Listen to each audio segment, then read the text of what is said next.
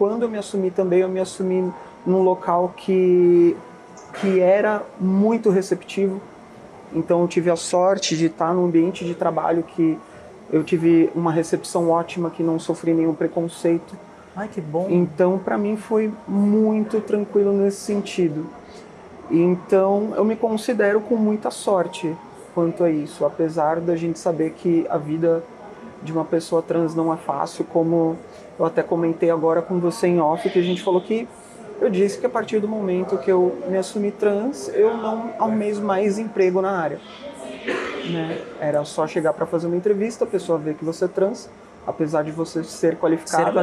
Né? Hoje eu tenho pós-graduação, eu tenho carteira da ordem, já trabalho há muito tempo na área e não consigo encontrar trabalho.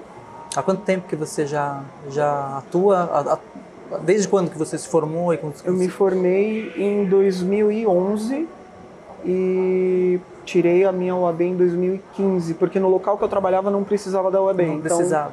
Então, eu deixei para tirar depois e fui estudando.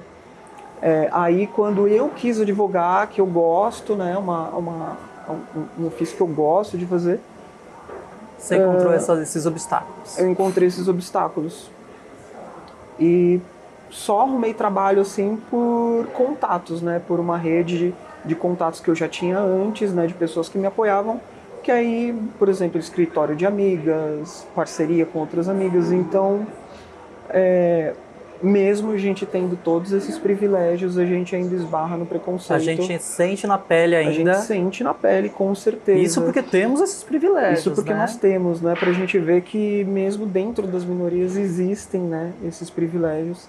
Mesmo a gente tendo eles, o preconceito dá um jeito de encontrar a gente. Sim. De encontrar, e a gente sente na pele também, a gente vê o quanto que é duro, né? A gente tentar ser o que a gente é, né? E levando em consideração o que todo mundo sempre comenta, que é o quê? Que no Brasil é o país que mais mata pessoas trans e travestis, e é o mesmo que consome um número elevadíssimo de pornografia. De pornografia trans. De pornografia trans. Então a gente fica nesse dilema. Mas apesar disso... Inclusive acho que é pelo 14º ano consecutivo que o Brasil lidera o ranking de assassinatos de pessoas trans, né? Sim. E também lidera o ranking de consumo de pornografia trans. Concomitante isso, né? Essa objetificação do corpo trans, né? Ao mesmo tempo em que sofre o preconceito e essa marginalização, tem essa objetificação, né? É difícil, gente. E uma coisa que você mencionou muito interessante é a questão do estudo, né? Porque pessoas brancas sabemos que temos muitos privilégios, né? E como você disse, mesmo sendo uma pessoa branca, você não conseguiu mais atuar da forma como você desejava na área. Você fazia as entrevistas e você percebia que existia um bloqueio, se tornava um obstáculo pelo fato de você ser uma mulher trans. Sim, sim. Porque nunca é dito... Não, ninguém vai falar isso nunca. Exatamente. Ah, você é trans.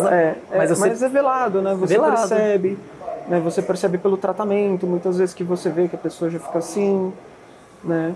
Então, a gente sente...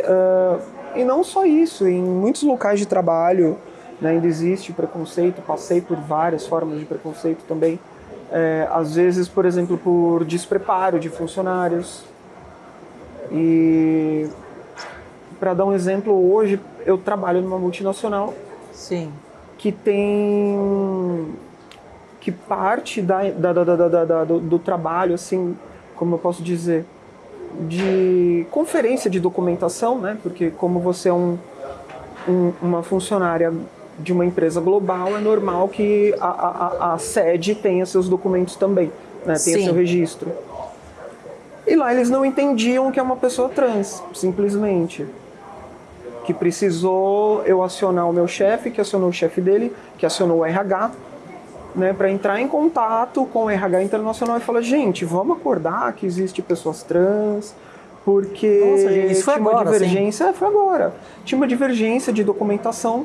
Assumo minha culpa, por quê? Porque eu, desde que eu fiz a minha alteração do registro civil, alguns documentos eu ainda não mudei, como o registro de um banco, porque eu não estava usando aquela conta e falei, eu vou atualizar essa conta quando eu precisar usar. Só que aí eu entrei nessa empresa e não tinha atualizado a documentação ainda, e constava o nome antigo. Ah, E eles não entendiam, porque eles falavam, eu tô aqui empregando a Mariana, por que eu tenho que depositar no nome dessa pessoa? É da família? Quem que é?